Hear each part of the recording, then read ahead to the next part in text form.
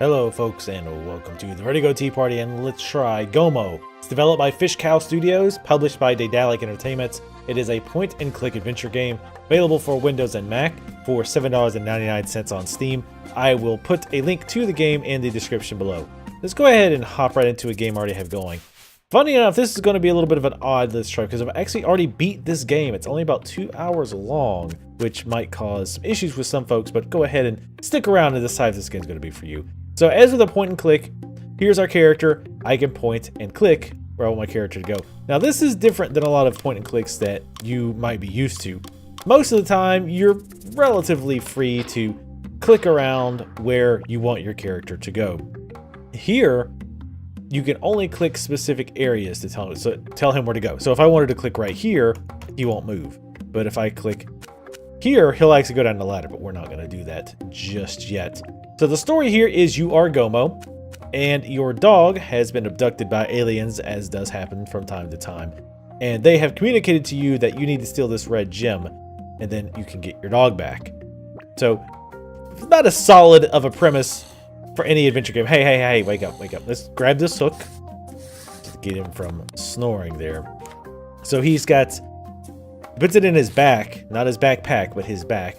You do have an inventory, and of course your menu with your options. Options are pretty limited.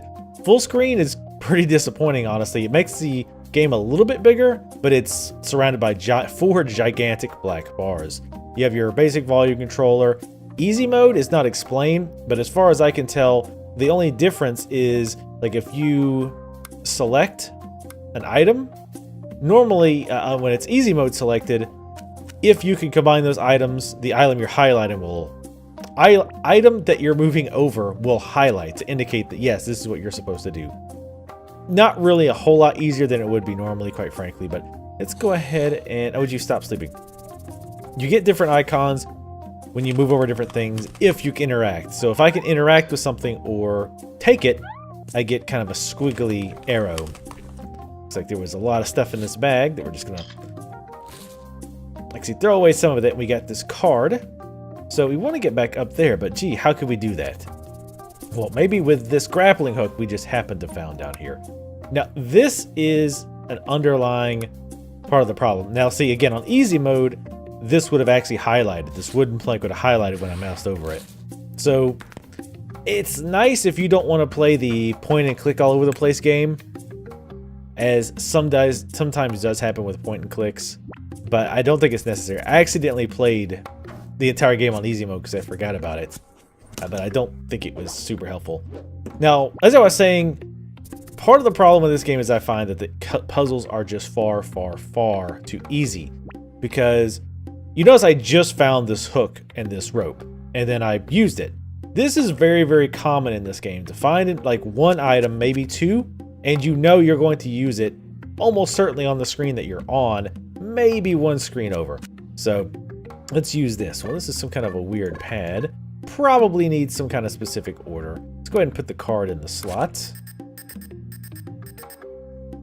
We push the button. Oh, but it doesn't like it because it's not the right combination. So we know there's a downstairs. So let's go down there. Now, here's another little issue I have. Normally with most adventure games, I know I need to go down this ladder. So normally I would click down here and just, tell my guy to move and wait for him to move. That doesn't work with this game. You have to first tell him to go over here, wait for him, which can sometimes take a little while, and then click over here. Most of the time this is not a big issue, but it does get in the way sometimes. It is just a little bit annoying when you just want to click, especially, like, for example, one time I was way on the left hand side of the screen and there was a ladder and a door at the top, and I just got the key for it. Again, normally I would be able to click my key from the inventory, click on the door, and your character would, go all the way over and then unlock. But instead I had to click over, wait for him to move, click up the ladder, wait for him to move, and then get the ladder. So this is a pretty amusing part. This appears to be a very basic outhouse. Looks like he didn't really need to go. Let's go to number 2, if you know what I mean. That's definitely what I wanted to see. Absolutely. So he grabbed a piece of toilet paper, which I don't know why he had to take a poop to do that, but yeah, he did it anyway. So here's a pattern. This looks kind of important, does it? Or does it look familiar, I should say. So let's memorize that. In fact, I think you have it. No? Yeah, okay, you do put it in your inventory. We're going to hop back up. This just does the same thing as the first one, so we won't waste our time with that. Let's go ahead and go back over here. And then we'll go up the ladder. I'll wait for him to go up. This is a pretty slow-paced game, so if you are impatient, that is probably going to drive you crazy, because even though the puzzles tend to be very easy, sometimes you will get a little stuck and want to run back and forth between screens, and sometimes that can take a while. And as far as I can tell, there's no way to skip the animations. You always have to wait for him to do his animations. Now, I do like the style of animation and all that, but for some folks, it's probably going to be a little annoying. So let's take a look at our pattern again. Oops. And push the button. There we go. And we automatically go over here. And we'll hop on down. Let's hop up here. This looks important. Take a look at this container. Doesn't have anything in it. We want whatever's in here. Oil, maybe. So as you would expect, you shake it to get the oil out. I think you would probably put a valve or something on there. Make that a little bit more convenient. So we'll hop on down here and see what trouble we can get into. We can see that this is unplugged. And this wire connects to this box. So obviously this is going to have something to do with this. So let's go ahead and plug this in. And this should move this box for us. Oh, let's hit this button before. And it's going to move this box for us. Didn't quite make it. As with most things, if you just push it more than once, it'll work, right? Well, apparently not this time. So, and again, we're going to see yet again an example of one of my main issues with this game, with the puzzles being too easy, etc. is, well, we just got this thing of oil, and really the only thing we can even interact with was these gears, so let's try using the oil on the gears and see what happens. Now, the animation, the character is pretty interesting. As you might have already figured out, there's no spoken dialogue. It's 99.9% just mumbles. There is one point where he says something like, "get out of the way," which was pretty amusing. But most of it's just kind of grunts and garbled text. So let's try pushing this button again. Oh, and we got the gears greased, and the box goes up, so we can go underneath it. We probably could have actually climbed over the box. Except, no, I think it was blocking this. So that would not have worked. Oh, let's take a look at this. What is this here? A little rat down here. Apparently, the rat has a serious alcohol problem. Talking about an excavator. We're at a Zoltan's factory, apparently. So that might be useful later on.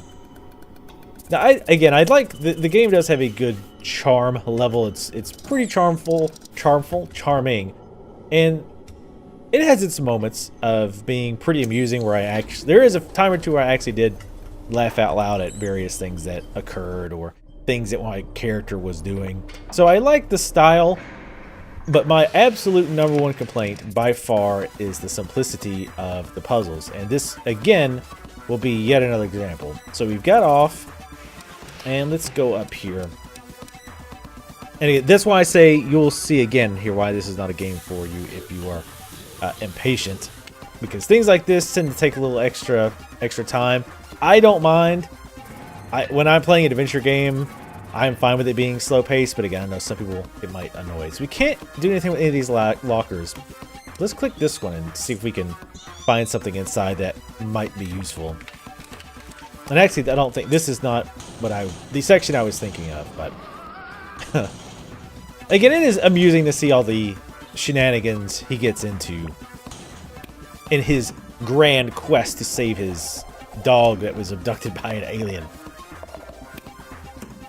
But the ease of the puzzles is a big issue for me. If you don't mind that, then I don't think it's an issue. And here's another thing too. In your inventory, it never tells you what the item is. So sometimes like this, it's like, what the hell is that thing? Maybe we'll figure it out later, because there's nothing else we can do up here. So we pretty much eliminated all of this as being important, because we can't do anything in them, at least for now. There's a door there where we can't seem to do anything with it. And there's a control panel there, so let's look at the control panel. These buttons look kind of familiar. Ah, yes, this. We will click that. And this has got the Z for the company. So let's try to make the Z. Oh, and what do you know? It worked. And that should... Oh, we can also press these buttons now. So this was kind of one small thing. Is like, it's hard to tell sometimes if you're trying to click an individual button or if you're just interacting. Because initially, I saw this, the squiggly line here, but I thought it was just to interact with the machine again, not to actually press individual buttons. That just turns the light on and off. I forget what this one did. Just sounds a horn. Ah, and this opens the door, which is the one that we wanted. I'll show maybe one or two more puzzles. I think you guys get the idea. Maybe this, and this is not meant to be insulting, but if this seems like a game more apt for young children, because as I say, the puzzles have been incredibly easy. There's maybe 2 puzzles that I had any significant issues with. Every other one was pretty damn straightforward. So we have the drilling machine that we found earlier. And this is one of those puzzles that's just kind of weird as far as what you're supposed to do. These, as we saw in the diagram, these move the arms. And then these actually aim the device. So we're actually going to bring you over here. Oh, can we... Nope. And when we get it in the right place, the button lights up. We press it. Somehow that drill knocks the rock out. I don't know. Don't question it. While we wait for that, let's bring this arm up here. Because I just have a feeling that I should have it up. Obviously, these puzzles are easier since it's the second time I'm doing them. But I think you can understand. And as I say that, I did the puzzle wrong. Or at least I had the arm wrong. Oops, I want you to go up. But as you can see, these puzzles are pretty damn easy. And you might think, well, you're near the beginning of the game, which I am. So maybe the puzzles get harder. Unfortunately, that is not the case. You know, again, atmosphere-wise, I like it. I like the hand-drawn art. I like the way the game looks. But it doesn't have that good satisfaction that a quality adventure game has, where you get stumped on a puzzle and you're scratching your head trying to figure it out. Then when you figure it out, you feel like, ah, yeah, like I'm a genius. Because I need that. I need to feel like a genius once in a while, even though I'm not. Which is why I need it. That's why I need to feel like a genius, because I'm not. So we just put that on and send it on its way and get down here. Though to actually be honest, I don't even know why you do that, or if it's even necessary, given the puzzles coming up. It doesn't, unless I miss something, it doesn't really seem like it does anything. But again, as you can see, everything you needed was on that single screen. You don't have many items, so there's no confusion as to what to use. I mean, obviously there's good parts of that, right? You don't run into the issue of, I'm totally stuck, now I'm just going to play the typical adventure game where I click on every item A from my inventory on object B, item B on object B, item C on object B, over and over until you figure it out. So in this little diagram tells you, that rock is too small, it gets sucked up. And this rock is too big, gets sent elsewhere. And we can actually go over here, slowly going up the stairs. And let's push this button. Oh, and that gets rid of the junk. Oh, and we also find something here. Now, I actually could not figure out what this was. And as I just mentioned, I just kind of figured it out by trying to use it on the very few objects that I have access to. So let's go ahead and use this. I don't think we've actually tried to use this yet. We'll watch our rock go on through here. I guess it's measuring the size of the rock with a laser. The music overall is pretty good. Some of it seems out of place, a little bit too fast, a little bit too rocky, given the kind of a slow-paced game. Now this is actually a CD, by the way. I thought it looks like kind of an eyeball to me. But like I said, I kind of got stuck for a few seconds. It was like, oh, I've got this object. Let me try using it on the computer. And he started using it, and I was like, wait, what's he doing? Then I realized, oh, it's a CD. So I think maybe an item description when you hover over it would have been nice, or just at least a clearer picture would have also helped as well. So we blew this machine up, and now this conveyor belt is going non-stop. So, we are bigger than that rock, so maybe something good will happen to us, or something awful. Now, one thing is, and another reason I think this game would be good for either people who don't do a lot of puzzle games or small children, is there's no fail criteria. There's no, oops, I did this puzzle wrong, or I took too long, or I did the wrong thing, and then you just die. That doesn't happen, or at least it never happened through my playthrough, and I'm almost positive that you can't die or again fail and have to restart.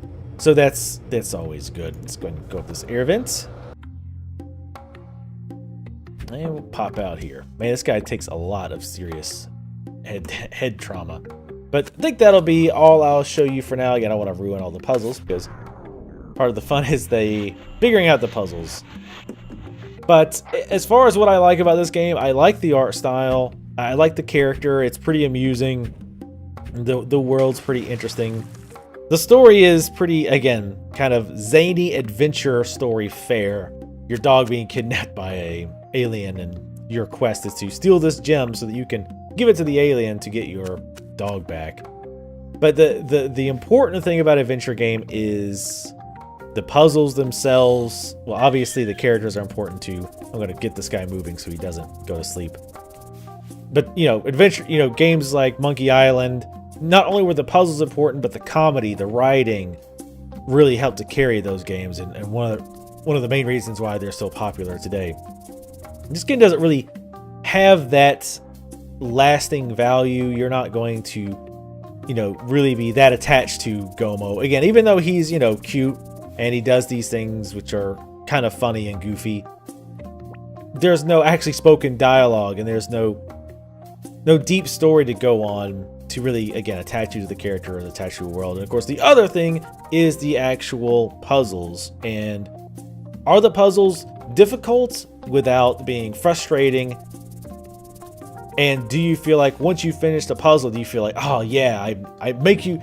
An ideal adventure game makes you feel smart for figuring out a puzzle. Even if you're not, still makes you feel smart when you finish it. This game absolutely doesn't do that, because, again, far too often you'll be stuck in a room, or maybe two rooms, with one or two items and two or three different things you can actually interact with. So it just becomes an elimination. Even if the answer is not immediately obvious, it becomes a matter of eliminating things. Does this item work on this object? Okay, does this item work on this object? Okay, it doesn't. Well, let's try, using these items on these other objects. So it definitely does not give you that feeling of accomplishment when you finish the puzzles. And that is by far my biggest complaint about this game. Could I suggest it for the retail price, $8? Honestly, no. Unless you're buying it for, again, probably a child or someone who's not played any adventure games, or not many games at all, then I honestly can't suggest it for that price. I mean, again, it took me 2 hours, and I'm definitely not a pro at figuring out adventure game puzzles. So I think $8 is too much for a game that took me 2 hours to beat completely and pretty easily. Maybe if it went on sale, again, if you have a child or something, you could buy it cheaper. Or if you just hardcore, you want to have every adventure game, frankly, I doubt you'd be watching this preview because you'd already have bought it. But even if you're a hardcore adventure game person, it'd be really hard to suggest this game unless it was even cheaper, like $2 to $3, because I guess I just don't feel that the value is there. It just doesn't jump at me. And again, it doesn't give you that good feeling of defeating a at least semi-difficult or enrich. Well, it's not even the right word. Just doesn't have it, right? It just doesn't have that feel of a good adventure game. Again, it's quirky. I like there's aspects that I like, but overall, I probably couldn't suggest paying more than $5 for it at most. Again, due to its short length and ease of its puzzles. But anyway, I'm now rambling. Let me know what you thought of this video in the description below. As always, thank you for watching. Like my videos if you like them, and if you'd like to see more videos like this where I find games that you might not have heard of to bring them to your attention, make sure to subscribe. Thank you guys for watching, and I will see you next time.